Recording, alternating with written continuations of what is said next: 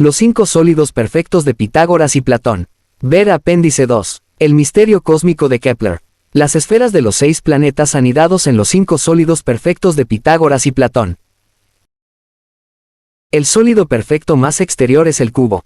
Dibujos. Brown. Excluidos del poder político y económico clausurado, y prohibidas las oraciones, lieréticos. Después, se sometió a los individuales sobre la firmeza de sus con quienes se negaban a profesar la fe multados con un diezmo de sus ingresos, y muerte, al exilio perpetuo de Graz. Que aprendí a ser hipócrita. La fe es para ella. Mujer y su hijastro emprendieron el matrimonio no era feliz. Su mujer, crónicamente enferma y que acababa de perder a 2 niños pequeños, fue calificada de estúpida, malhumorada, solitaria, melancólica. No había entendido nada del trabajo de su marido, provenía de la pequeña nobleza rural y despreciaba la profesión indigente de él. Por su parte él la sermoneaba y la ignoraba alternativamente. Mis estudios me hicieron a veces desconsiderado, pero aprendí la lección, aprendí a tener paciencia con ella. Cuando veía que se tomaba mis palabras a pecho, prefería morderme el propio dedo a continuar ofendiéndola. Pero Kepler seguía preocupado con su trabajo. Se imaginó que los dominios de Tycho serían un refugio para los males del momento, el lugar donde se confirmaría su misterio cósmico. Aspiraba a convertirse en un colega del gran Tycho Brahe, quien durante 35 años se había dedicado, antes de la invención del telescopio, a la medición de un universo de relojería, ordenado y preciso. Las expectativas de Kepler nunca se cumplieron. El propio Tycho era un personaje extravagante, adornado con una nariz de oro, pues perdió la original en un duelo de estudiantes disputando con otro la preeminencia matemática. A su alrededor se movía un bullicioso séquito de ayudantes, aduladores, parientes lejanos y parásitos varios. Las juergas inacabables, sus insinuaciones e intrigas, sus mofas crueles contra aquel piadoso y erudito patán llegado del campo deprimían y entristecían a Kepler. Tycho es extraordinariamente rico, pero no sabe hacer uso de su riqueza. Uno cualquiera de sus instrumentos vale más que toda mi fortuna y la de mi familia reunidas. Kepler estaba impaciente por conocer los datos astronómicos de Tycho, pero Tycho se limitaba a arrojarle de vez en cuando algún fragmento. Tycho no me dio oportunidad de compartir sus experiencias. Se limitaba a mencionarme, durante una comida y entre otros temas de conversación, como si fuera de paso, hoy la cifra del apogeo de un planeta, mañana los nodos de otro. Tycho posee las mejores observaciones. También tiene colaboradores. Solamente carece del arquitecto que haría uso de todo este material. Tycho era el mayor genio observador de la época y Kepler el mayor teórico. Cada uno sabía que por sí solo sería incapaz de conseguir la síntesis de un sistema del mundo coherente y preciso, sistema que ambos consideraban inminente. Pero Tycho no estaba dispuesto a regalar toda la labor de su vida a un rival en potencia, mucho más joven. Se negaba también, por algún motivo, a compartir la autoría de los resultados conseguidos con su colaboración, si los hubiera.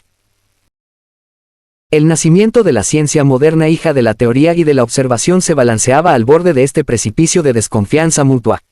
Durante los 18 meses que Tycho iba a vivir aún, los dos se pelearon y se reconciliaron repetidamente. En una cena ofrecida por el barón de Rosenberg, Tycho, que había bebido mucho vino, dio más valor a la cortesía que a su salud y resistió los impulsos de su cuerpo por levantarse y excusarse unos minutos ante el barón. La consecuente infección urinaria empeoró cuando Tycho se negó resueltamente a moderar sus comidas y sus bebidas. En su lecho de muerte legó sus observaciones a Kepler, y en la última noche de su lento delirio iba repitiendo una y otra vez estas palabras, como si compusiera un poema: que no crean que he vivido en vano. Que no crean que he vivido en vano. Kepler, convertido después de la muerte de Tycho en el nuevo matemático imperial, consiguió arrancar a la recalcitrante familia de Tycho las observaciones del astrónomo. Pero los datos de Tycho no apoyaban más que los de Copérnico su conjetura de que las órbitas de los planetas estaban circunscritas por los 5 sólidos platónicos. Su misterio cósmico quedó totalmente refutado por los descubrimientos muy posteriores de los planetas Urano, Neptuno y Plutón. No hay más sólidos 6 platónicos que permitan determinar su distancia al Sol. Los sólidos pitagóricos anidados tampoco dejaban espacio para la luna terráquea, y el descubrimiento por Galileo de las 4 lunas de Júpiter era también desconcertante.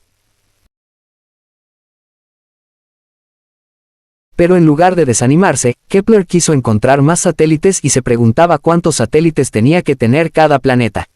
Escribió a Galileo: empecé a pensar inmediatamente en posibles adiciones al número de los planetas que no trastornaran mi Mysterium Cosmographicum, según el cual los 5 sólidos regulares de Euclides no permiten más de 6 planetas alrededor del Sol. Desconfío tampoco de la existencia de los 4 planetas circuniovianos, que suspiro por tener un telescopio, para anticiparme a vos, si es posible, y descubrir 2 más alrededor de Marte, como la proporción parece exigir, 6 u 8 alrededor de Saturno y quizás 1 alrededor de Mercurio y también de Venus. Marte tiene 2 pequeñas lunas y el mayor accidente geológico de la mayor de ellas se llama hoy en día Sierra de Kepler, en honor de su descubridor. Pero se equivocó totalmente con respecto a Saturno, Mercurio y Venus, y Júpiter tiene muchas más lunas de las que Galileo descubrió. Todavía ignoramos por qué hay solo unos 9 planetas, y por qué sus distancias relativas al Sol son como son. Ver capítulo 8. Tycho realizó sus observaciones del movimiento aparente entre las constelaciones de Marte y de otros planetas a lo largo de muchos años. Estos datos, de las últimas décadas anteriores a la invención del telescopio, fueron los más exactos obtenidos hasta entonces. Kepler trabajó con una intensidad apasionada para comprenderlos. ¿Qué movimiento real descrito por la Tierra y por Marte alrededor del Sol podía explicar, dentro de la precisión de las medidas, el movimiento aparente de Marte en el cielo, incluyendo los rizos retrógrados que describe sobre el fondo de las constelaciones? Tycho había recomendado a Kepler que estudiara Marte porque su movimiento aparente parecía el más anómalo, el más difícil de conciliar con una órbita formada por círculos. Kepler escribió posteriormente por si el lector se aburría con sus múltiples cálculos: si te cansa este procedimiento tedioso, compadécete de mí que hice por lo menos 70 intentos. Paréntesis que cierra punto. Pitágoras, en el siglo VI a.C., Platón, Ptolomeo y todos los astrónomos cristianos anteriores a Kepler, daban por sentado que los planetas se movían siguiendo caminos circulares. El círculo se consideraba una forma geométrica perfecta, y también los planetas colocados en lo alto de los cielos, lejos de la 1-4 corrupción terrenal, se consideraban perfectos en un sentido místico. Galileo, Tycho y Copérnico creían igualmente en un movimiento circular y uniforme de los planetas, y el último de ellos afirmaba que la mente se estremece solo de pensar en otra cosa, porque sería indigno imaginar algo así en una creación organizada de la mejor manera posible. Así pues, Kepler intentó al principio explicar las observaciones suponiendo que la Tierra y Marte se movían en órbitas circulares alrededor del Sol. Después de 3 años de cálculos creyó haber encontrado los valores correctos de una órbita circular marciana, que coincidía con 10 de las observaciones de Tycho con un error de 2 minutos de arco. Ahora bien, hay 60 minutos de arco en un grado angular, y 90 grados en un ángulo recto desde el horizonte al cenit. Por lo tanto, unos cuantos minutos de arco constituyen una cantidad muy pequeña para medir, sobre todo sin un telescopio. Es una 1/15 parte del diámetro angular de la luna llena vista desde la Tierra. Pero el éxtasis inminente de Kepler pronto se convirtió en tristeza, porque 2 de las observaciones adicionales de Tycho eran incompatibles con la órbita de Kepler con una diferencia de 8 minutos de arco.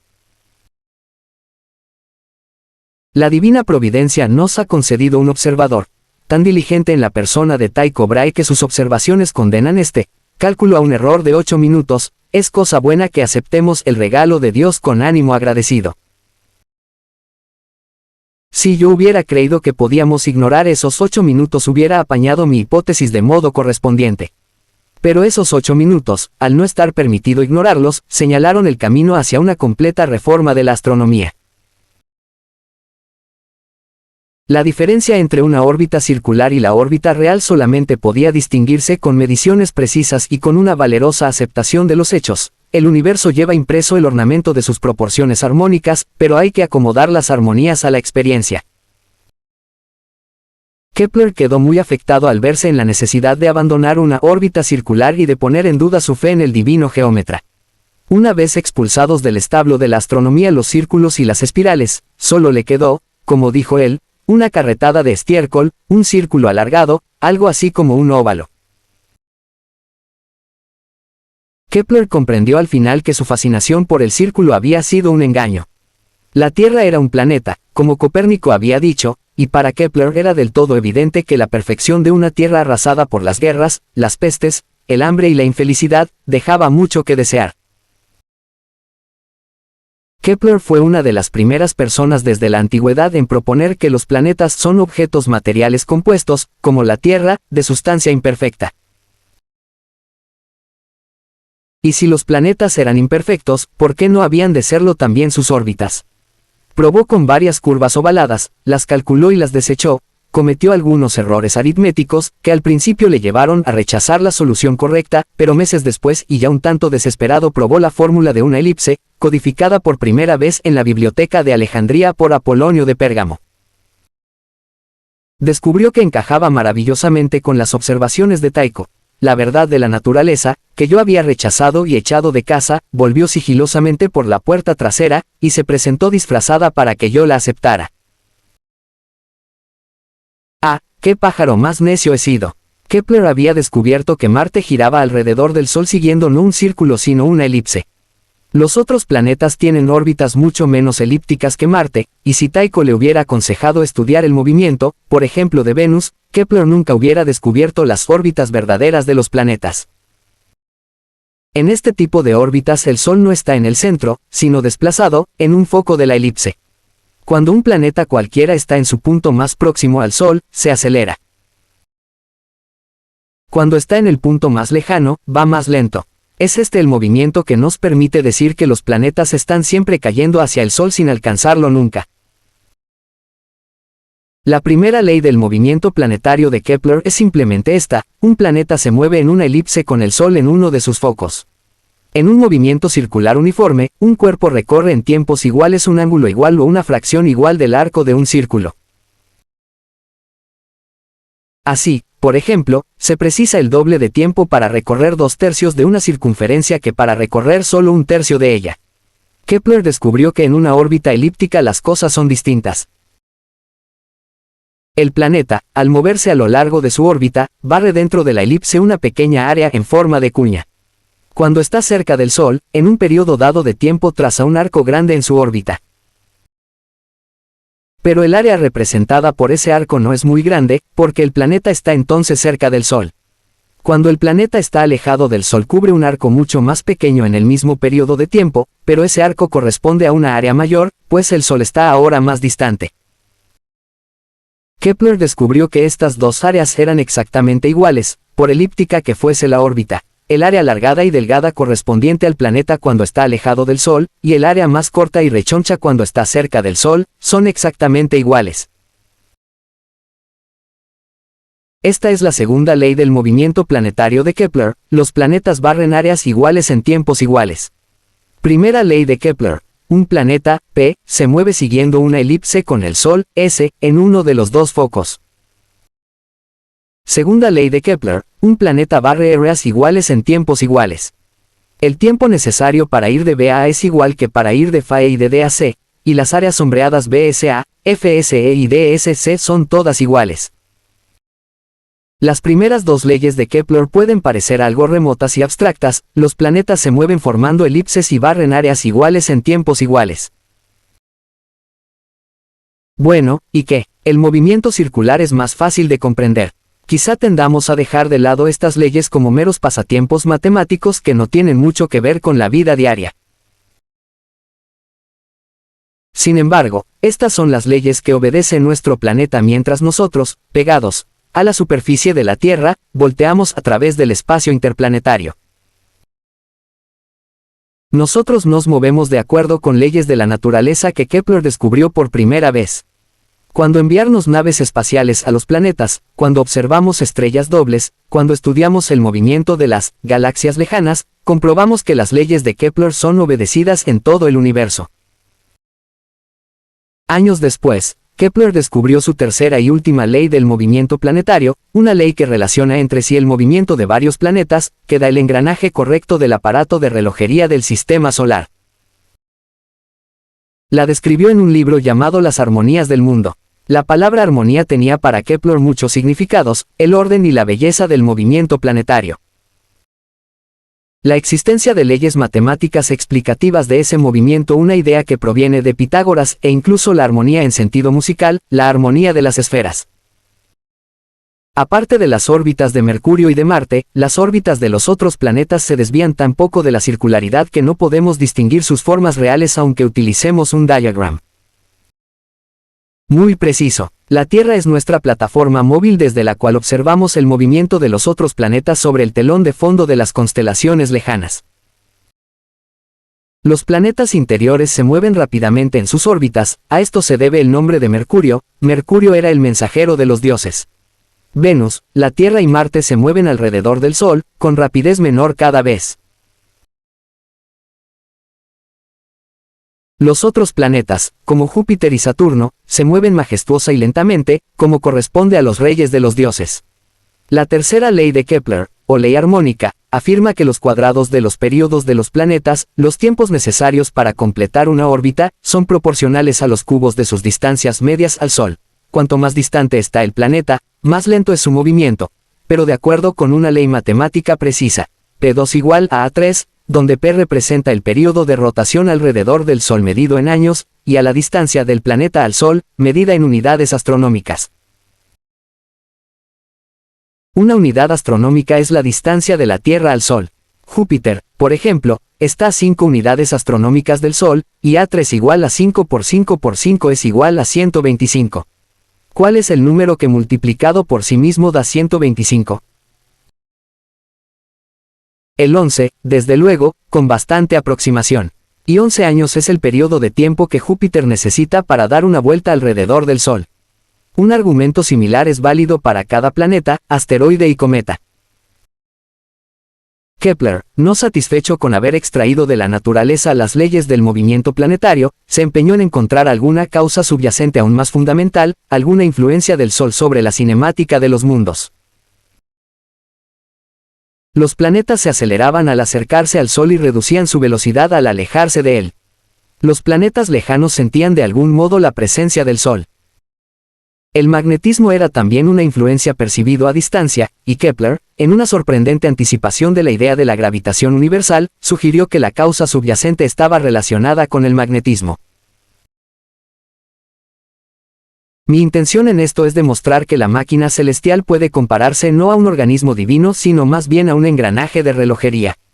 Puesto que casi todos los múltiples movimientos son ejecutados por medio de una única fuerza magnética muy simple, como en el caso de un reloj en el cual todos los movimientos son producidos por un simple peso. El magnetismo no es, por supuesto, lo mismo que la gravedad, pero la innovación fundamental de Kepler es en este caso realmente impresionante. Kepler proponía que las leyes físicas cuantitativas válidas en la Tierra sostienen también las leyes físicas cuantitativas que gobiernan los cielos. Fue la primera explicación no mística del movimiento de los cielos, explicación que convertía a la Tierra en una provincia del cosmos. La astronomía, dijo, forma parte de la física. Kepler se yergue en una cúspide de la historia, el último astrólogo científico fue el primer astrofísico. Kepler, que no era propenso a rebajar el tono de sus afirmaciones, valoró sus descubrimientos con estas palabras.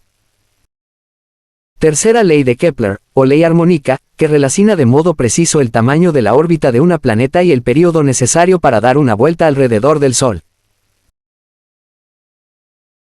Es válida como se ve para Urano, Neptuno y Plutón, planetas descubiertos mucho tiempo después de la muerte de Kepler. Con esta sinfonía de voces el hombre puede tocar la eternidad del tiempo en menos de una hora, y puede saborear en una pequeña medida el deleite de Dios, artista supremo. Me abandono libremente al frenesí sagrado, porque la suerte está echada y estoy escribiendo el libro, un libro que será leído ahora o en la posteridad, no importa. Puede esperar un siglo para encontrar un lector, al igual que Dios mismo esperó 6000 años para tener un testigo. Kepler creía que dentro de esta sinfonía de voces, la velocidad de cada planeta corresponde a ciertas notas de la escala musical latina popular en su época: do, re, mi, fa, sol, la, si, do. En la armonía de las esferas, los tonos de la Tierra son, según él, fa y mi, y la Tierra está siempre canturreando fai mi, notas que corresponden directamente a la palabra latina hambre. Decía, no sin razón, que esa única y lúgubre palabra era la mejor descripción de la Tierra. Justamente 8 días después de que Kepler descubriese su tercera ley, se divulgó en Praga el incidente que desencadenó la Guerra de los 30 años. Las convulsiones de la guerra afectaron a la vida de millones de seres, la de Kepler entre ellas. Perdió a su mujer y a su hijo en una epidemia que llegó con la soldadesca, su regio patrón fue depuesto y él mismo excomulgado por la Iglesia luterana a causa de su individualismo intransigente en materias doctrinales. De nuevo Kepler se convirtió en un refugiado. El conflicto, calificado de santo por católicos y protestantes, fue más bien una explotación del fanatismo religioso por gente hambrienta de poder y de tierras. Antes, las guerras acostumbraban a resolverse cuando los príncipes beligerantes agotaban sus recursos. Pero ahora se recurrió al pillaje organizado como un medio para mantener en pie de guerra a los combatientes. La devastada población europea estaba inerme mientras las rejas de los arados y los ganchos de poda eran requisados y convertidos literalmente en lanzas y espadas. Oleadas de rumores y de paranoia inundaban el campo, afectando particularmente a los indefensos. Entre las muchas víctimas propiciatorias elegidas se contaban mujeres ancianas que vivían solas y a las que se acusaba de practicar la brujería. Se llevaron así a medianoche a la madre de Kepler, metida en una cesta de la colada. En la pequeña ciudad de Wilderstadt, entre 1615 y 1629, un promedio de 3 mujeres cada año, eran torturadas y ajusticiadas por brujas. Y Catalina Kepler era una vieja cascarrabias cuyas disputas molestaban a la nobleza local, y que además vendía drogas soporíferas y quizás también alucinógenos, como las actuales curanderas mexicanos. El pobre Kepler creyó que él mismo había contribuido a su detención.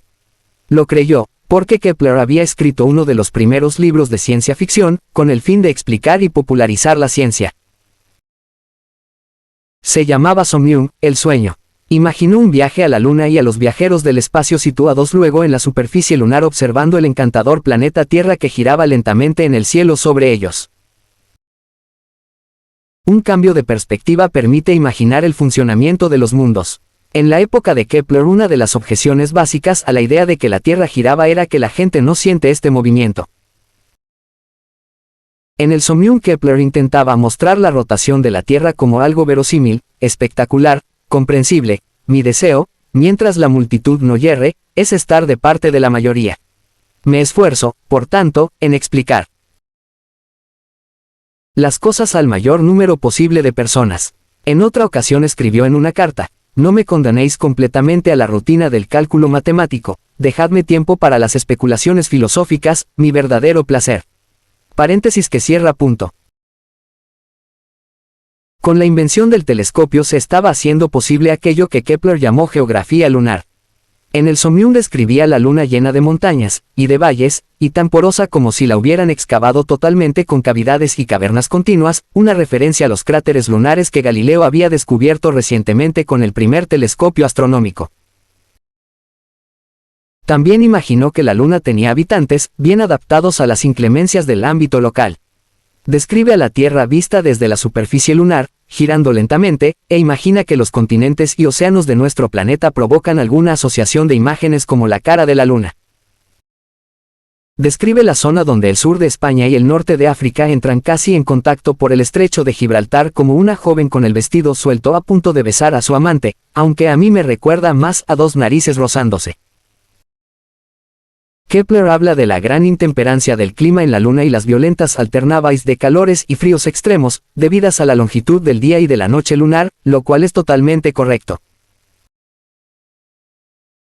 Por supuesto, no acertó en todo. Creía, por ejemplo, que la Luna tenía una atmósfera importante, océanos y habitantes. Más curiosa es su opinión sobre el origen de los cráteres lunares, que dan a la Luna un aspecto, dice, no muy diferente al de la cara de un chico desfigurado por la viruela. Afirmó correctamente que los cráteres son depresiones y no montículos. En sus propias observaciones notó la existencia de las murallas que circundan muchos cráteres y de picos centrales. Pero pensó que su forma circular tan regular suponía un nivel tal de perfección que solo podía explicarlo la presencia de vidas inteligentes. No imaginó que la caída de grandes rocas desde el cielo produciría una explosión local, perfectamente simétrica en todas las direcciones, que excavaría una cavidad circular. Este es el origen de la mayoría de los cráteres de la Luna y de otros planetas terrestres. En lugar de esto dedujo la existencia de alguna raza racional capaz de construir esas cavidades en la superficie de la Luna. Esta raza debe contar con muchos individuos, para que un grupo pueda hacer uso de una cavidad mientras otro grupo está construyendo otra. Kepler respondió a la objeción de que eran improbables proyectos constructivos tan monumentales, aduciendo como contraejemplos las pirámides de Egipto y la Gran Muralla China, que, de hecho, puede verse hoy en día desde una órbita terrestre. La idea de que el orden geométrico revela una inteligencia subyacente fue una idea central en la vida de Kepler. Su argumento sobre los cráteres lunares anticipa claramente la controversia sobre los canales de Marte, capítulo 5. Es notable que la búsqueda observacional de vida extraterrestre empezara en la misma generación que inventó el telescopio, y con el teórico más grande de la época. Hay fragmentos del Somnium claramente autobiográficos. El protagonista, por ejemplo, visita a Tycho Brahe. Sus padres venden drogas. Su madre se comunica con espíritus y demonios, uno de los cuales por cierto le consigue los medios para viajar a la Luna. El Somnium nos explica, aunque no todos los contemporáneos de Kepler lo entendieran, que en un sueño hay que permitir la libertad de imaginar a veces lo que nunca existió en el mundo de la percepción de los sentidos. La ciencia ficción era una idea nueva para la época de la Guerra de los 30 años y el libro de Kepler sirvió como prueba de que su madre era una bruja. La Luna desde la Tierra, la perspectiva desde el límite exterior de la atmósfera. Kepler, afectado por otros graves problemas personales, se apresuró sin embargo a marchar hacia Württemberg donde encontró a su madre de 74 años encerrada en un calabozo secular protestante y bajo amenaza de tortura, como le sucedió a Galileo en una prisión católica. Kepler, actuando como lo haría naturalmente un científico, se puso a encontrar explicaciones naturales a los diversos hechos que habían precipitado las acusaciones de brujería, incluyendo pequeñas enfermedades que los burgueses de Württemberg habían atribuido a sus hechizos. La investigación fue un éxito, un triunfo de la razón sobre la superstición, como lo fue gran parte de su vida. Su madre fue sentenciada, con una sentencia de muerte pendiente sobre su cabeza si alguna vez volvía a Württemberg, y la enérgica defensa de Kepler parece que promovió un decreto del duque que prohibía continuar aquellos procesos por brujería basados en pruebas tan poco convincentes. En manos de los príncipes y reyes a los que solicitaba apoyo económico. Brahe continuaba la ya larga y ciertamente peligrosa tradición de algunos científicos que creen que solamente a ellos y a los poderosos temporales y eclesiásticos se pueden confiar los conocimientos arcanos. Poner en general conocimientos este tipo de cosas no sirve de nada útil y es poco razonable. Kepler, por el contrario, daba clases de astronomía en las escuelas, publicó extensamente y con frecuencia de su propio bolsillo, y escribió ciencia ficción, que desde luego no iba destinada en principio a sus colegas científicos. Puede que no haya sido un escritor popular de ciencia en sentido moderno, pero el cambio de actitud en esta sola generación que separa a Tycho de Kepler es revelador. Los desastres de la guerra privaron a Kepler de sus principales apoyos financieros, y pasó el final de sus días a rachas pidiendo dinero y buscando protectores. Confeccionó horóscopos para el duque de Wallenstein, como lo había hecho para Rodolfo II, y pasó sus últimos años en una ciudad de Silesia controlada por Wallenstein y llamada Sagan. Su epitafio, que él mismo compuso, reza: «Medí los cielos y ahora mido las sombras. Mi mente tenía por límite los cielos, mi cuerpo descansa encerrado en la tierra». Pero la guerra de los 30 años arrasó su sepultura. Si hubiera que erigirle hoy una estela podría rezar, en honor a su coraje científico, prefirió la dura verdad a sus ilusiones más queridas. Johannes Kepler confiaba en que un día existirían naves celestes con velas adaptadas a los vientos del cielo, navegando por el firmamento llenas de exploradores que no temerían a la inmensidad del espacio. Hoy en día esos exploradores, hombres y robots, utilizan en sus viajes a través de la inmensidad del espacio, como guías infalibles, las 3 leyes del movimiento planetario que Kepler aportó durante toda una vida de descubrimientos estáticos y de trabajo personal. El esfuerzo de Johannes Kepler, proseguido durante toda una vida, para comprender los movimientos de los planetas, por buscar una armonía en los cielos, culminó 36 años después de su muerte, en la obra de Isaac Newton. Newton nació el día de Navidad de 1642, tan pequeño que, como su madre le dijo después, hubiera cabido en una jarra de cuarto. Isaac Newton, dominado por el miedo de que sus padres le abandonasen, fue quizás el mayor genio científico que haya existido.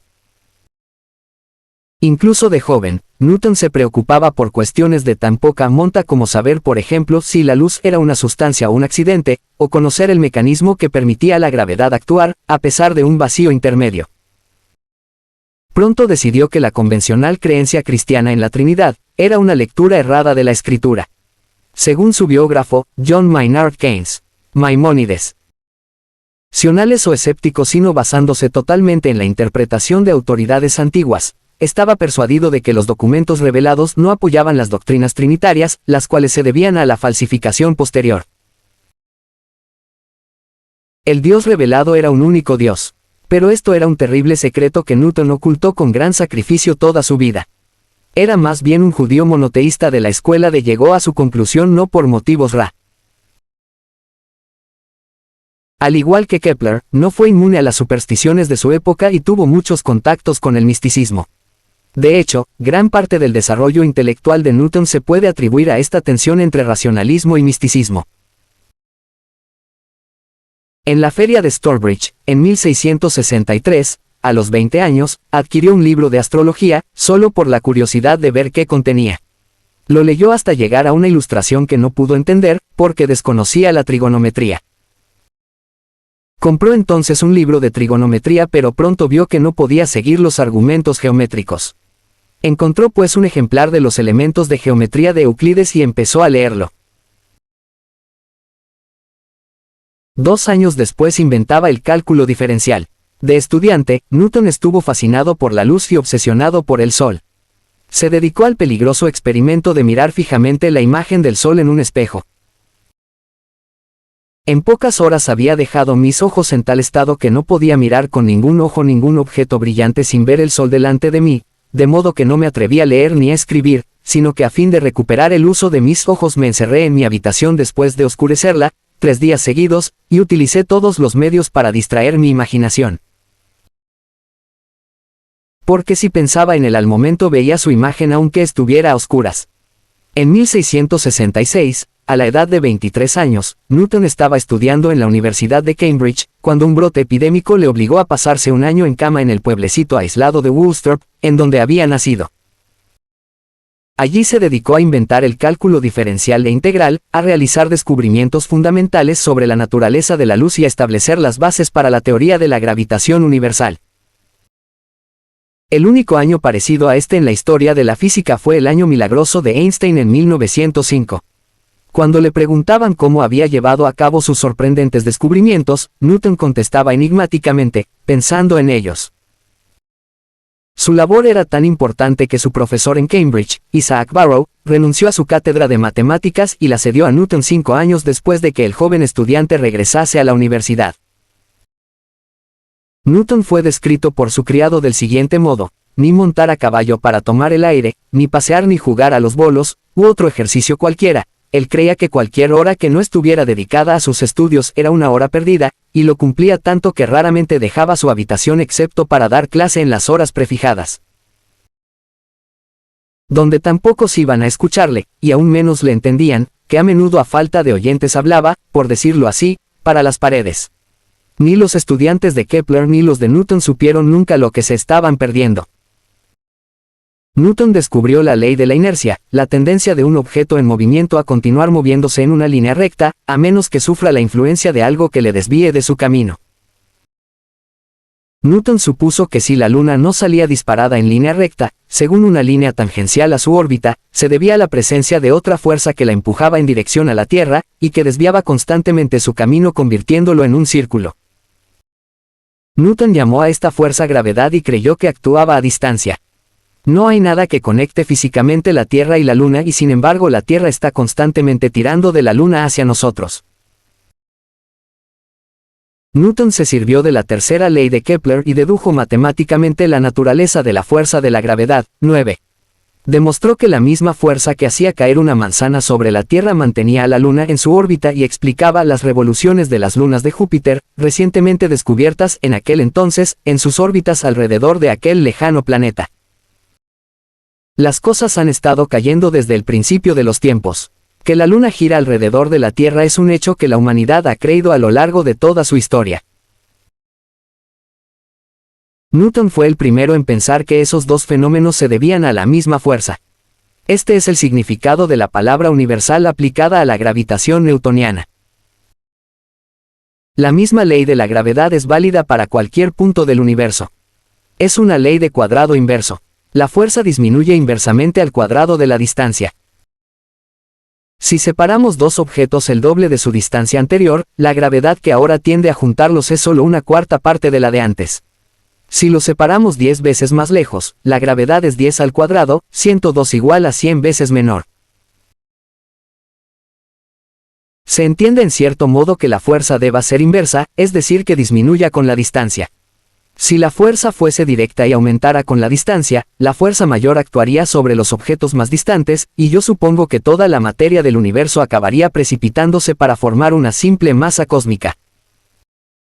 No, la gravedad debe disminuir con la distancia, y por ello un cometa o un planeta se mueve lentamente cuando está lejos del Sol y rápidamente cuando está cerca de él. La gravedad que siente es tanto más débil cuanto más alejado está del Sol.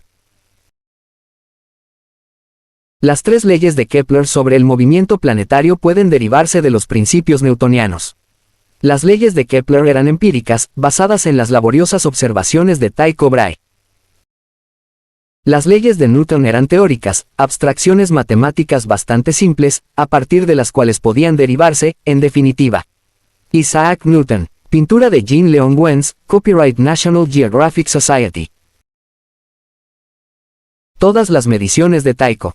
Gracias a estas leyes, Newton pudo escribir con franco orgullo en los Principia: demuestro ahora la estructura del sistema del mundo.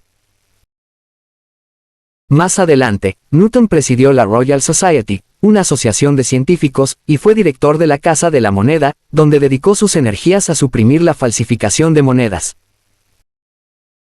Su mal humor y su retraimiento habitual aumentaron.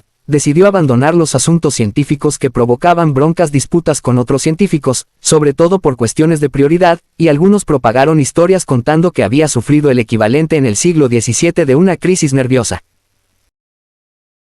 En cualquier caso, Newton continuó sus experimentos de toda la vida en la frontera entre la alquimia y la química, y ciertos datos recientes sugieren que su mal no era tanto una enfermedad psicogénica como un fuerte envenenamiento de metales, provocado por la ingestión sistemática de pequeñas cantidades de arsénico y de mercurio.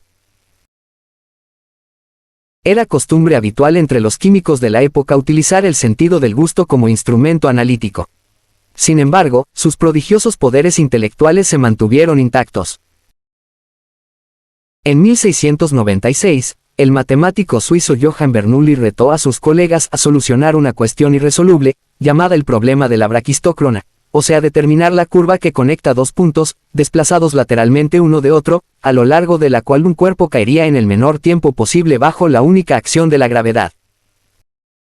Bernoulli fijó al principio un plazo límite de 6 meses, pero lo alargó hasta 1 año y medio a petición de Leibniz, uno de los sabios principales de la época y el hombre que inventó, independientemente de Newton, el cálculo diferencial e integral. El reto fue comunicado a Newton el 24 de enero de 1697 a las 4 de la tarde. Antes de salir a trabajar en la mañana siguiente, Newton había inventado una rama de las matemáticas totalmente nueva llamada cálculo de variaciones, la utilizó para resolver el problema de la braquistócrona y envió la solución que, por deseo de Newton, fue publicada anónimamente. Pero la brillantez y la originalidad del trabajo delataron la identidad del autor. Cuando Bernoulli vio la solución comentó: reconocemos al león por sus garras. Newton tenía entonces 55 años. El pasatiempo intelectual preferido de sus últimos años fue la concordancia y calibración de las cronologías de antiguas civilizaciones, muy en la tradición de los antiguos historiadores Maneto, Estrabón y Eratóstenes. En su última obra póstuma, La cronología de los antiguos reinos Amendet, encontramos repetidas calibraciones astronómicas de acontecimientos históricos, una reconstrucción arquitectónica del Templo de Salomón, una provocativa propuesta según la cual todas las constelaciones del hemisferio norte llevan nombres de personajes, objetos y acontecimientos de la historia griega de Jasón y los argonautas, y la hipótesis lógica de que los dioses de todas las civilizaciones, con la única excepción de la de Newton, no eran más que reyes antiguos y héroes deificados por las generaciones posteriores. Kepler y Newton representan una transición crítica en la historia de la humanidad, el descubrimiento de que hay leyes matemáticas bastante simples que se extienden por toda la naturaleza, que las mismas reglas son válidas tanto en la Tierra como en los cielos, y que hay una resonancia entre nuestro modo de pensar y el funcionamiento del mundo. Ambos respetaron inflexiblemente la exactitud de los datos observacionales, y la gran precisión de sus predicciones sobre el movimiento de los planetas proporcionó una prueba convincente de que los hombres pueden entender el cosmos a un nivel insospechadamente profundo. Nuestra moderna civilización global, nuestra visión del mundo y nuestra exploración del universo tienen una deuda profunda para con estas concepciones. Newton era circunspecto con sus descubrimientos y ferozmente competitivo con sus colegas científicos. No le costó nada esperar una década o dos antes de publicar la ley del cuadrado inverso que había descubierto. Pero al igual que Kepler y Ptolomeo, se exaltaba ante la grandiosidad y la complicación de la naturaleza, y al mismo tiempo se mostraba de una modestia encantadora.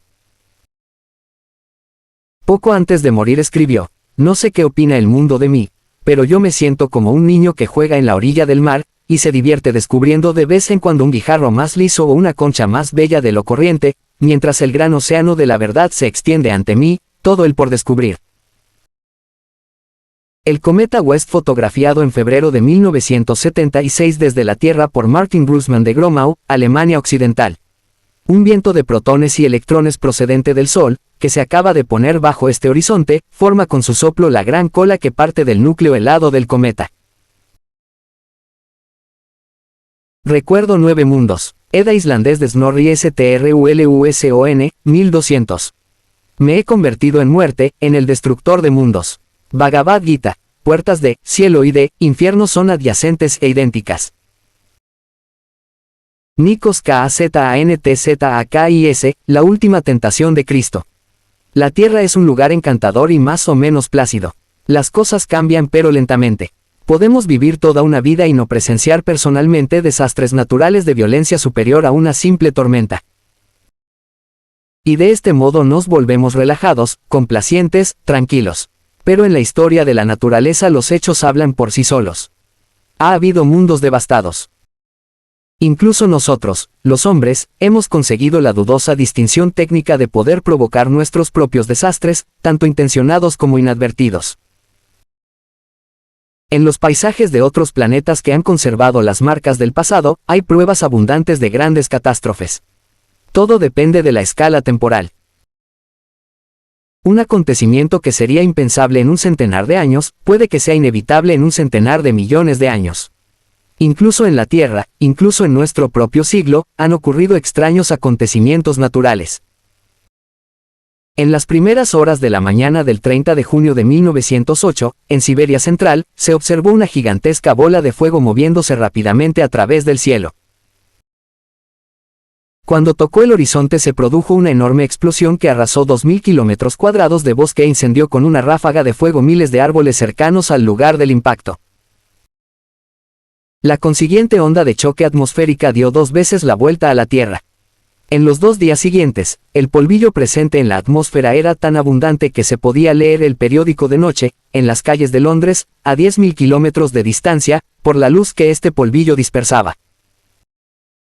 El geólogo soviético L. A. Kulik, derecha, y un ayudante examinan la zona del acontecimiento de Tunguska de 1908, en la Siberia Central. Primavera de 1930. Kulik está poniendo en estación el teodolito y lleva puesta una mosquitera. Cedida por Sopfoto. Paréntesis que cierra punto. El gobierno de Rusia, bajo los zares, no podía molestarse en investigar un incidente tan trivial, el cual después de todo, se había producido muy lejos, entre los retrasados tunguses de Siberia. Hasta 10 años después de la revolución no se envió una expedición para examinar el terreno y entrevistar a los testigos. He aquí algunas de las crónicas que trajeron consigo. A primera hora de la mañana todo el mundo dormía en la tienda cuando ésta voló por los aires, junto con sus ocupantes. Al caer de nuevo a tierra, la familia entera sufrió ligeras magulladuras, pero Aculina y Lva con acento agudo N quedaron realmente inconscientes. Cuando recobraron el conocimiento oyeron muchísimo ruido y vieron a su alrededor el bosque ardiendo y en gran parte devastado. Estaba sentado en el porche de la caseta de la estación comercial de Vanovara a la hora del desayuno y mirando hacia el norte. Acababa de levantar el hacha para reparar un tonel, cuando de pronto el cielo se abrió en dos, y por encima del bosque toda la parte norte del cielo pareció que se cubría de fuego. Sentí en ese momento un gran calor como si se hubiese prendido fuego a mi camisa, quise sacármela y tirarla, pero en ese momento hubo en el cielo una explosión y se oyó un enorme estruendo. Aquello me tiró al suelo a unos 3 sayenes de distancia del porche y por un momento perdí el conocimiento. Mi mujer salió corriendo y me metió en la cabaña. Al estruendo le siguió un ruido como de piedras cayendo del cielo o de escopetas disparando. La tierra temblaba, y cuando estaba caído en el suelo me cubrí la cabeza porque temía que las piedras pudieran golpearme. En aquel momento, cuando el cielo se abrió, sopló del norte, por entre las cabañas, un viento caliente como el de un cañón. Dejó señales en el suelo. Estaba sentado tomando el desayuno al lado de mi arado, cuando oí explosiones súbitas, como disparos de escopetas. Mi caballo cayó de rodillas. Una llamarada se elevó por el lado norte, sobre el bosque. Vi entonces que los abetos del bosque se inclinaban con el viento y pensé en un huracán. Agarré el arado con las 2 manos para que no volara. El viento era tan fuerte que arrancaba la tierra del suelo, y luego el huracán levantó sobre el hangar una pared de agua. Lo vi todo con bastante claridad, porque mi campo estaba en una ladera. El rugido aterrorizó de tal modo a los caballos que algunos salieron galopando desbocados, arrastrando los arados en diferentes direcciones, y otros se desplomaron en el suelo. Los carpinteros, tras el primer y el segundo estallido, se santiguaron estupefactos, y cuando resonó el tercer estallido cayeron del edificio sobre la madera astillada. Algunos estaban tan aturdidos e intensamente aterrorizados que tuve que calmarlos y tranquilizarlos. Todos dejamos el trabajo y nos fuimos hacia el pueblo. Allí, multitudes enteras de habitantes estaban reunidos en las calles, aterrorizados, hablando del fenómeno. Yo estaba en el campo, acababa de enganchar un caballo a la grada y empezaba a sujetar el otro cuando de pronto oí que sonaba como un fuerte disparo por la derecha. Me volví inmediatamente y vi un objeto llameante alargado volando a través del cielo. La parte frontal era mucho más ancha que la cola y su color era como de fuego a la luz del día. Su tamaño era varias veces mayor que el sol pero su brillo mucho más débil, de modo que se podía mirar sin cubrirse los ojos. Detrás de las llamas había una estela como de polvo. Iba envuelto en pequeñas humaredas dispersas y las llamas iban dejando detrás otras llamitas azules.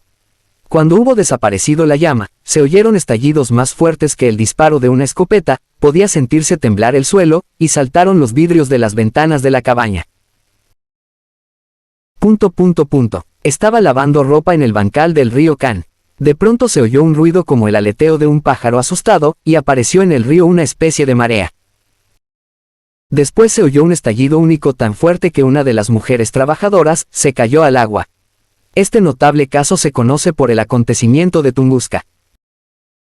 Algunos científicos han sugerido que lo causó la caída de un trozo de antimateria que se aniquiló al entrar en contacto con la materia ordinaria de la Tierra, desapareciendo en un destello de rayos gamma. Pero la ausencia de radiactividad en el lugar del impacto no apoya esta teoría. Otros postulan que un mini agujero negro atravesó la Tierra entrando en Siberia y saliendo por el otro lado. Pero los datos de las ondas de choque atmosféricas no muestran indicios de que aquel día saliera proyectado un objeto por el Atlántico Norte. Quizás fuese una nave espacial de alguna civilización extraterrestre increíblemente avanzada con un desesperado problema técnico a bordo, que se estrelló en una región remota de un oscuro planeta. Pero en el lugar del impacto no hay ni rastro de una nave de este tipo. Se han propuesto todas estas ideas, algunas con más o menos seriedad. Ninguna de ellas está firmemente apoyada por la evidencia. El punto clave del acontecimiento de Tunguska es que hubo una tremenda explosión, una gran onda de choque, un enorme incendio forestal, y que sin embargo no hay cráter de impacto en el lugar. Parece que solo hay una explicación consecuente con todos los hechos. En 1908 un trozo de cometa golpeó la Tierra. En los vastos espacios que separan a los planetas hay muchos objetos, algunos rocosos, otros metálicos, otros de hielo, otros compuestos parcialmente de moléculas orgánicas. Son desde granos de polvo hasta bloques irregulares del tamaño de Nicaragua o Bután. Y a veces, por accidente, hay un planeta en su camino. El acontecimiento de Tunguska fue provocado probablemente por un fragmento de cometa helado de 100 metros, aproximadamente el tamaño de un campo de fútbol, de 1 millón de toneladas de peso, y moviéndose a 30 kilómetros por segundo aproximadamente. Si un impacto de este tipo acaeciese hoy en día podría confundirse, sobre todo en el momento inicial de pánico, con una explosión o el bosque de la taiga devastado en Tunguska. La fotografía se tomó a 5 kilómetros del punto cero, y 21 años después del acontecimiento. Todos los árboles señalan en dirección opuesta al punto del impacto. Cedida por Sofoto. Detalle del tapiz de Bayeux del siglo XI, rememorativo de la aparición del cometa Halley en abril de 1066. La inscripción latina a la izquierda del dibujo muy estilizado del cometa reza: estos se admiran de la estrella. Un cortesano se apresura a comunicar el acontecimiento a Harold de Inglaterra, cuya derrota en manos de Guillermo el Conquistador se consideró popularmente que fue presagiada por el cometa. Observar debajo de las figuras la invasión naval. El tapiz fue encargado por la reina Matilde, esposa de Guillermo, Clear. El impacto cometario y la bola de fuego simularían todos los efectos de una explosión nuclear de un megatón, incluyendo la nube en forma de hongo, con dos excepciones: no habría radiaciones gamma ni precipitación de polvo radiactivo. Es posible que un acontecimiento, raro aunque natural, el impacto de un considerable fragmento cometario, desencadene una guerra nuclear. Extraña escena. Un pequeño cometa choca contra la Tierra, como lo han hecho ya millones de ellos, y la respuesta de nuestra civilización es la inmediata autodestrucción. Quizás nos convendría entender un poco mejor que hasta ahora los cometas, las colisiones y las catástrofes. Por ejemplo, un satélite norteamericano Vela detectó el 22 de septiembre de 1979 un doble e intenso destello luminoso procedente de la región del Atlántico Sur y de la parte occidental de Océano Índico. Las primeras especulaciones sostenían que se trataba de la prueba clandestina de un arma nuclear de baja potencia, 2 kilotones, la sexta parte de energía de la bomba de Hiroshima, llevada a cabo por Sudáfrica o Israel. En todo el mundo se consideró que las consecuencias políticas eran serias. Pero, ¿y si los destellos se debieran a un asteroide pequeño o a un trozo de cometa? Se trata de una posibilidad real, porque los reconocimientos en la zona de los destellos no mostraron ningún vestigio de radiactividad anormal en el aire. Esta posibilidad subraya el peligro que supone, en una época de armas nucleares, no controlar mejor los impactos procedentes del espacio. Un cometa está compuesto principalmente por hielo de agua, H20, con un poco de hielo de metano, CH4, y algo de hielo de amoníaco, NH3, un modesto fragmento cometario. Al chocar con la atmósfera de la Tierra, produciría una gran y radiante bola de fuego, y una potente onda explosiva que incendiaría árboles, arrasaría bosques y se escucharía en todo el mundo. Pero no podría excavar en el suelo un cráter grande. Todos los hielos se derretirían durante la entrada. Del cometa quedarían pocas piezas reconocibles, quizás solo un rastro de pequeños granos provenientes de las partes no heladas del núcleo cometario. Recientemente, el científico soviético Sobotovich ha identificado un gran número de diamantes diminutos esparcidos por la zona de Tunguska. Es ya conocida la existencia de diamantes de este tipo en meteoritos que han sobrevivido al impacto y cuyo origen último pueden ser los cometas. En muchas noches claras, mirando pacientemente hacia el cielo, puede verse en lo alto algún meteorito solitario brillando levemente. Algunas noches puede verse una lluvia de meteoritos, siempre en unos mismos días del año. Es un castillo natural de fuegos artificiales, un espectáculo de los cielos. Estos meteoritos están compuestos por granos diminutos, más pequeños que un grano de mostaza. Más que estrellas fugaces son copos que caen. Brillan en el momento de entrar en la atmósfera de la Tierra, y el calor y la fricción los destruyen a unos 100 kilómetros de altura. Los Meteo. La adoración de los Reyes Magos de Giotto, hacia 1304. La estrella de Belén aparece en ella, seguramente, como un cometa no milagroso. Es muy probable que la aparición del cometa Halley en 1301 sirviese de modelo a Giotto. Cedida por los archivos fotocolor de S.C. La Editorial. Paréntesis que cierra punto. Descripción azteca de la visión que tuvo el emperador Moctezuma de un brillante cometa. Moctezuma aceptó la superstición popular de que los cometas presagian catástrofes, cayó en una profunda depresión y así colaboró inconscientemente con la conquista española. Es un ejemplo excelente de profecía que uno mismo ayuda a cumplir. De Historia de las Indias de Nueva España, de Diego Durán. Representación turca del gran cometa de 1577, comparar con la figura siguiente. La excitación que suscitó la llegada del cometa contribuyó directamente a la fundación del Observatorio de Estambul. Cedida por la Biblioteca de la Universidad de Estambul. Grabado impreso en Praga por Peter Codicillus, que muestra el gran cometa de 1577 extendiéndose sobre la Luna y Saturno mientras un artista lo dibuja a la luz de una linterna. Tycho Brahe dedujo que este cometa era más lejano que la Luna, expulsando así a los cometas del reino de los fenómenos terrestres y colocándolos correctamente entre los cuerpos celestes. De la colección Wilkiana, Central Bibliothek, Zurich. Fotografía de Owen Gingerich. Ritos son restos de cometas, 1. Los viejos cometas, calentados por pasos repetidos cerca del Sol, se desmembrara, se evaporan y se desintegran.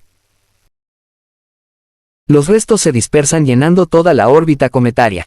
En el punto de intersección de esa órbita con la de la Tierra, hay un enjambre de meteoritos esperándonos. Parte del enjambre está siempre en la misma posición en la órbita de la Tierra, y la lluvia de meteoritos se observa siempre el mismo día de cada año. El 30 de junio de 1908 fue el día correspondiente a la lluvia del meteorito Beta Tauris, relacionado con la órbita del cometa Encke. Parece que el acontecimiento de Tunguska fue causado por un pedazo de cometa Encke, un trozo bastante más grande que los diminutos fragmentos que causan estas lluvias de meteoritos, resplandecientes e inofensivas. Los cometas siempre han suscitado temor, presagios y supersticiones. Sus apariciones ocasionales desafiaban de modo inquietante la noción de un cosmos inalterable y ordenado por la divinidad. Parecía inconcebible que una lengua espectacular de llama blanca como la leche, saliendo y poniéndose con las estrellas noche tras noche, estuviera allí sin ninguna razón, que no trajera algún presagio sobre cuestiones humanas. Así nació la idea de que los cometas eran precursores del desastre, augurios de la ira divina, que predecían la muerte de los príncipes y la caída de los reinos. Los babilonios pensaban que los cometas eran barbas celestiales. Los griegos las veían como cabelleras flotantes, los árabes como espadas llameantes. En la época de Ptolomeo los cometas se clasificaban laboriosamente, según sus formas, en rayos, trompetas, jarras y demás. Ptolomeo pensó que los cometas traían guerras, temperaturas calurosas y desórdenes. Algunas descripciones medievales de cometas parecen crucifijos volantes no identificados. Un superintendente u obispo luterano de Magdeburgo llamado Andreas Celicius publicó en 1578 una advertencia teológico del nuevo cometa, donde ofrecía la inspirada opinión según la cual un cometa es la humareda espesa de los pecados humanos, que sube cada día, a cada hora, en cada momento, llena de hedor y de horror ante la faz de Dios, volviéndose gradualmente más espesa hasta formar un cometa con trenzas rizadas, que al final se enciende por la cólera y el fuego ardiente del Supremo Juez Celestial. Pero otros replicaron que si los cometas fuesen el humo de los pecados, los cielos estarían ardiendo continuamente. El dato más antiguo sobre la aparición del cometa Halley, o de cualquier otro cometa, aparece en la obra china Libro del Príncipe de Huainan, participante en la marcha militar del rey Wu contra Zhou de Jin. Fue en el año 1057 a.C. La aproximación del cometa Halley a la Tierra en el año 66 es la explicación más probable del relato de Josefo sobre una espada que estuvo colgando un año entero sobre Jerusalén. En 1066, los normandos presenciaron un nuevo regreso del cometa Halley. Pensaron que debía de presagiar la caída de algún reino, y así el cometa incitó, y en cierto modo precipitó la invasión de Inglaterra por Guillermo el Conquistador. El cometa fue notificado a su debido tiempo en un periódico de la época, el Tapiz de Bayeux. En 1301 Giotto, uno de los fundadores de la pintura realista moderna, presenció otra aparición del cometa Halley y lo introdujo en una escena de la Natividad. El gran cometa de 1466, de nuevo el Halley, aterrorizó a la Europa cristiana. Los cristianos temieron que Dios, que envía los cometas, pudiera estar de parte de los turcos que acababan de apoderarse de Constantinopla. Los principales astrónomos de los siglos XVI y XVII estuvieron fascinados por los cometas, e incluso a Newton le daban un poco de vértigo. Kepler describió los cometas precipitándose a través del espacio como peces en el agua, pero disipados por la luz solar, pues la cola cometaria siempre señala en dirección contraria al Sol. David Hume, en muchos casos un intransigente racionalista, jugó por lo menos con el concepto de que los cometas eran las células reproductoras, los óvulos o el esperma de los sistemas planetarios, y que los planetas se producían practicando una especie de sexo interestelar. Cuando Newton era estudiante y no había inventado aún el telescopio reflector, pasó muchas noches seguidas en vela explorando a simple vista el cielo en búsqueda de cometas, con un fervor tal que cayó enfermo de agotamiento. Newton, secundando a Tycho y a Kepler, concluyó que los cometas vistos desde la Tierra no se mueven en el interior de nuestra atmósfera, como Aristóteles y otros habían pensado, sino que están bastante más lejos que la Luna, aunque más cerca que Saturno. Los cometas brillan, al igual que los planetas, porque reflejan la luz solar, y están muy equivocados quienes los sitúan casi tan lejos como las estrellas fijas, pues si así fuese, los cometas no podrían recibir más luz de nuestro Sol que la que nuestros planetas reciben de las estrellas fijas. Demostró que los cometas, como los planetas, se mueven en elipse. Los cometas son una especie de planetas que giran en órbitas muy excéntricas alrededor del Sol. Esta desmitificación, esta predicción de las órbitas cometarias regulares, permitió a su amigo Edmund Halley calcular en 1707 que los cometas de 1531, 1607 y 1682 eran apariciones del mismo cometa a intervalos de 76 años, y predecir su regreso en 1758. El cometa llegó a su debido tiempo y le dedicaron, póstumamente, su nombre. El cometa Halley ha jugado un importante papel en la historia humana, y puede que sea el objetivo de la primera sonda espacial hacia un cometa, durante su regreso en 1986. Los científicos planetarios modernos a veces afirman que la colisión de un cometa con un planeta podría suponer una considerable contribución a la atmósfera planetaria. Por ejemplo, toda el agua presente actualmente en la atmósfera podría explicarse por el impacto reciente de un cometa pequeño. Newton señaló que la materia de la cola de los cometas se disipa en el espacio interplanetario, se desprende del cometa y poco a poco es atraída por la gravedad hacia los planetas cercanos. Creía que el agua en la Tierra se perdía gradualmente, gastándose en la vegetación y en la putrefacción, y convirtiéndose en tierra seca. Los fluidos, si no se suministran desde el exterior, han de disminuir continuamente, y al final han de faltar del todo. Parece que Newton creyó que los océanos de la Tierra son de origen cometario, y que la vida es posible solamente porque la sustancia cometaria cae sobre nuestro planeta. En un arrebato místico aún fue más lejos. Además sospecho que el espíritu proviene principalmente de los cometas, el cual es por supuesto la parte más p. Representación muy estilizada del cometa de 1556 sobre una ciudad alemana, Nuremberg probablemente. Colección Wilkiana. Fotografía de Owen Gingerich. Pequeña pero la más sutil y provechosa de nuestro aire, y tan necesaria para sustentar la vida de todas las cosas, incluyendo la nuestra. Cometa Ikeya-Seki, descubierto en 1965 por dos buenos astrónomos aficionados japoneses. La cola tiene aproximadamente 50 millones de kilómetros de longitud. Fotografiado en el Observatorio Nacional de Kitt Peak, por Michael Belton. Ya en 1869 el astrónomo William Huggins encontró una identidad entre algunos aspectos del espectro de un cometa y el espectro del gas natural u olificante. Huggins había encontrado materia orgánica en los planetas. Años después se identificó en la cola de los cometas cianógeno, CN, consistente en un átomo de carbono y uno de nitrógeno, el fragmento molecular que produce los cianuros. Cuando la Tierra en 1910 estaba a punto de atravesar la cola del cometa Halley, mucha gente se aterrorizó, porque no tuvo en cuenta que la cola de un cometa es extraordinariamente difusa. El peligro real del veneno presente en la cola de un cometa es bastante menor que el peligro que ya en 1910 suponía la polución industrial de las grandes ciudades. Pero eso no tranquilizó a casi nadie. Los titulares del Chronicle de San Francisco del 15 de mayo decían, por ejemplo, cámara para cometas tan grande como una casa, el cometa llega y el marido se reforma, fiestas cometarias, última novedad en Nueva York. El Examiner de Los Ángeles adoptaba un tono frívolo. Dime, ¿no te has cianogenado aún este cometa? Toda la raza humana tendrá un baño gratuito de gases, se prevén grandes juergas, muchos sienten el gusto del cianógeno, una víctima se encarama a un árbol para intentar telefonear al cometa. En 1910 se celebraron fiestas para divertirse antes de que la contaminación de cianuro acabara con el mundo. Los vendedores pregonaban píldoras anticometa y mascarillas de gas, que fueron una extraña premonición de los campos de batalla de la Primera Guerra Mundial. En nuestra época subsiste cierta confusión con respecto a los cometas. En 1957 yo trabajaba de licenciado en el Observatorio Yerkes de la Universidad de Chicago. Estaba solo en el observatorio a altas horas de la noche cuando oí sonar insistentemente el teléfono. Al contestar, una voz que delataba un avanzado estado de ebriedad dijo, «Quiero hablar con un astrónomo. ¿Puedo ayudarle en algo?»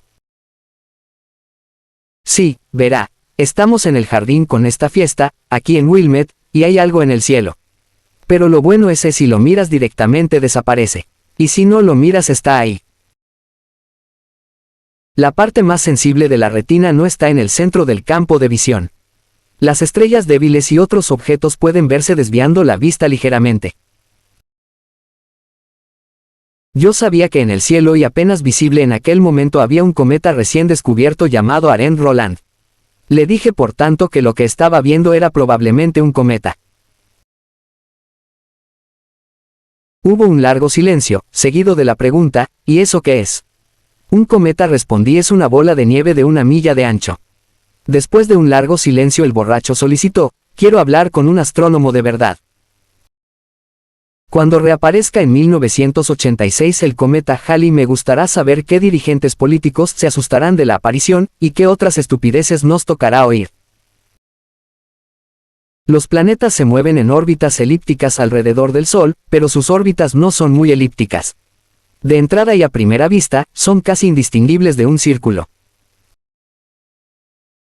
Son los cometas, especialmente los cometas de largo periodo, los que tienen órbitas espectacularmente elípticas. Los planetas son los veteranos del sistema solar interno, los cometas son recién llegados. ¿Por qué las órbitas planetarias son casi circulares y están netamente separadas unas de otras? Porque si los planetas tuvieran órbitas muy elípticas, de modo que sus trayectorias se cortasen, antes o después se produciría una colisión. En la historia inicial del sistema solar, hubo probablemente muchos planetas en proceso de formación. Los planetas cuyas órbitas elípticas se cruzaban tendieron a colisionar y a destruirse entre ellos. Los de órbitas circulares tendieron a crecer y a sobrevivir. Las órbitas de los planetas actuales son las órbitas de los supervivientes de esta selección natural mediante colisiones, la edad mediana y estable de un sistema solar dominado por impactos catastróficos iniciales. Una fotografía rara del cometa Halley tomada en 1910, con Venus abajo a la izquierda. Cedida por Camera Press Photo Trends. En el sistema solar más exterior, en la oscuridad de más allá de los planetas, hay una vasta nube esférica de 1 billón de núcleos cometarios, orbitando al Sol no más rápidamente que un coche de carreras en las 500 millas de Indianápolis. 2. Un cometa más o menos típico. La cabeza del cometa Halley, mayo de 1910. Fotografiada en el Observatorio Eluan, Egipto, con un telescopio reflector de 30 pulgadas, por H. Knox Shaw.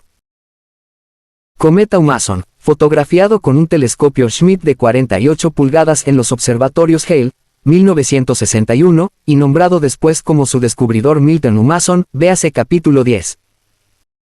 Las rayitas de esta exposición lenta son estrellas lejanas, tendría el aspecto de una bola gigante de nieve en rotación, de 1 kilómetro de diámetro aproximadamente.